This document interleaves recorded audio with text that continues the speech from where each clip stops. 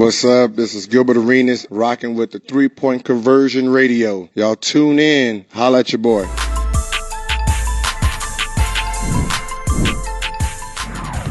More progress, like shooting, but he's not out there. Didn't do anything live today, but we didn't.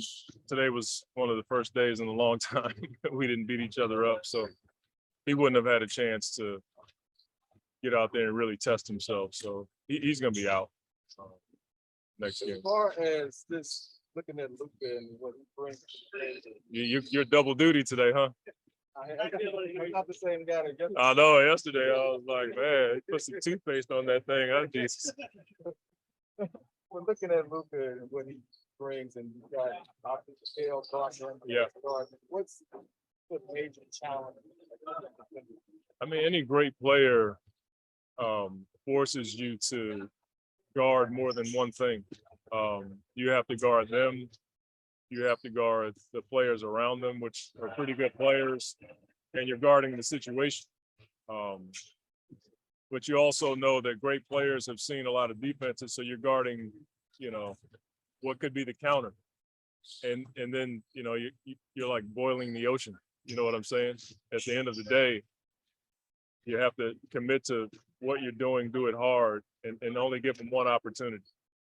There's some things that we will try to do to limit his effectiveness. But at the same time, great players will force you to do different things to try to nullify what they do well. Said yesterday about it being a business. We talked about Yeah. Season, knowing your conditions, what you wanted. Yeah.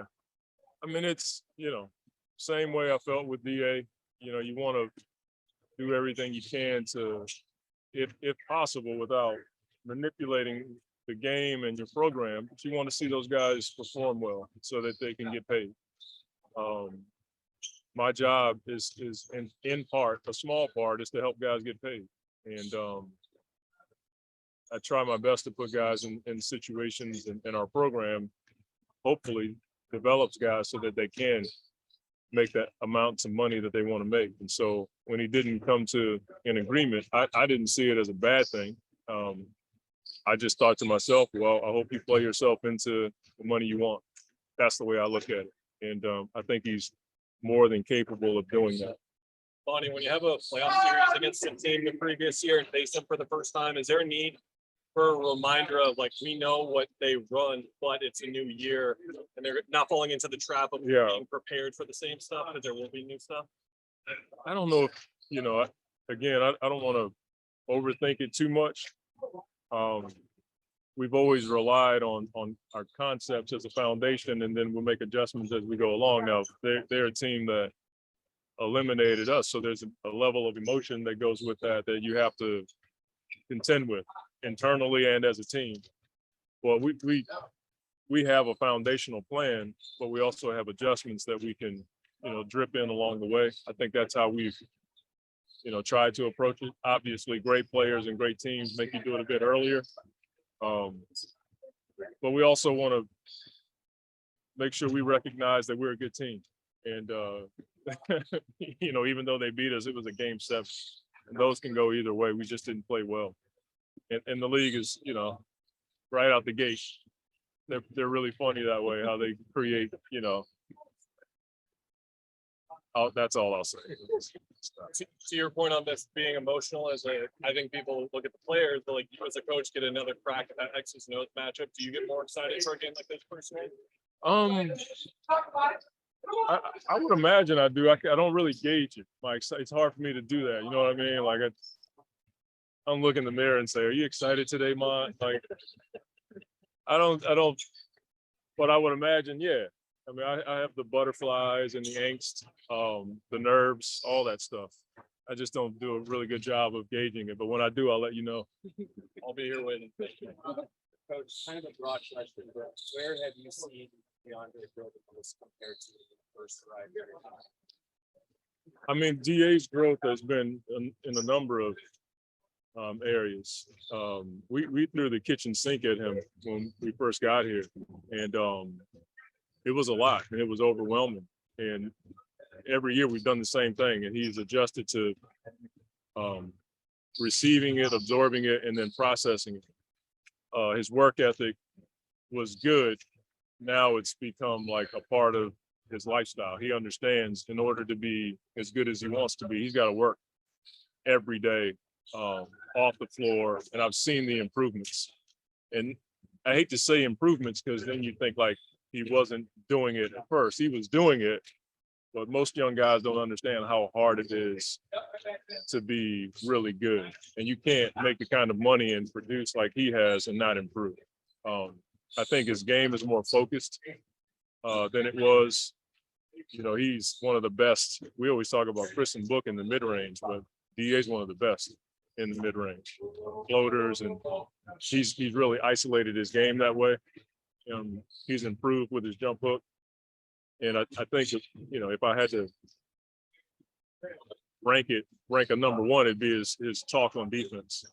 He's the anchor back there. He's talking to Mikhail. You'll hear him in games yelling square, square, square, red, whatever it is. That would be number one. But I don't think you can communicate until you know what to say. I think the first year it was a lot of stuff for the guys and they didn't know what to say. Now they know exactly what to say, and he's a really good communicator. As a coach, how do you approach it as far as guys like DA, Mikhail, Cam that still have doing what you do that's been effective, yeah, also adding those wrinkles and kind of give them. It's a weird analogy, but I think of it in terms of like riding a bike. If you're teaching your kid, you always tell them small corrections. You know, you turn that thing too quick, you'll flip. And for most of the guys, when they're that good, it's just a wrinkle or two in their game every summer or during the year that can help them just keep growing. I think if you try to add too much, you kind of forget who you are as a player. And I just think it's the small things. It could be, you know, your footwork into your shot. It could be your stance on the backside of the defense. But from my perspective, it's a small correction that can help you keep growing. First, we were at the point that started camp about proud of it. Yeah. Now we're getting to the point where we're going to enact it. I really haven't thought about it as much, just because, you know, we have a team that's here, and that's James's deal right now. You would have liked to have had it out of the way, but like it wasn't a necessity. We have the team that we have. We feel like we have a good group, and that's where I leave it. Where you two are, like, where are you? Bright side? Okay. All right, who's the Arizona State? Okay. Okay. I heard you guys were coming today. Be careful of letting these people rub your shoulders, because once it gets on you, it's over. Just saying. I want to also just wish Brittany a happy birthday. I think, you know, as the days pile up, I was just told that it's her birthday. I can't even imagine, you know, having to spend my birthday in prison when you thought you would be here at home. And so I just hope that our fans, Mercury fans, and our community just keep praying for her. The litigation system, I'm not quite sure how to speak on that, but just as a human, to think about what she's been through, just mindful of that. I can't imagine, you know, being in her situation. So I hope we don't forget about her and where she is. Monty, to just follow up on that, how close are you guys staying with the updates and just everything that you can get on her? I just, quite frankly, man, I'm human just like you guys are. I tend to forget, and then I'll see something that reminds me of how many days she's been over there, and I'm like, holy smokes, I forgot. You know, just as a, you know, dingleberry that I am, I forget, and then I'll see something or somebody will remind me, and then it hits home. You know what I'm saying? Just as a human, I don't care about the legal system and all of that. It's a tough thing to try to figure out, but just as a human, she's somebody that we walk the halls with, and she's always been really respectful to me and really nice. And so I just, you know, think about her on her birthday. That's got to be a hard situation. Yeah. Thank you.